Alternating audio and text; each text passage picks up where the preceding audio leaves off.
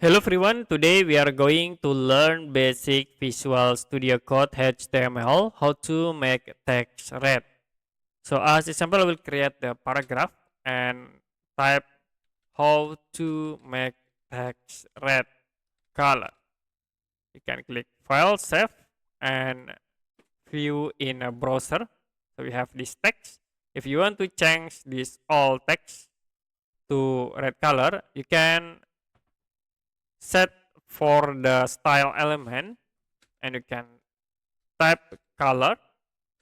Now we can type into red color. After it, you can click File, Save, and then you can refresh. All text will be set into red color.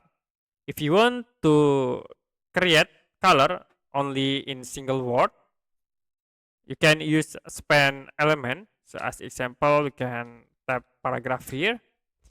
How to make text red color. So I will create span in here, span, and you can move the text object to span, and you can set for the style element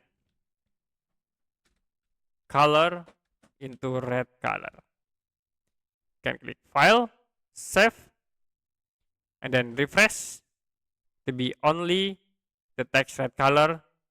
Change the color. Okay, that's it for basic Visual Studio Code HTML, how to make text red.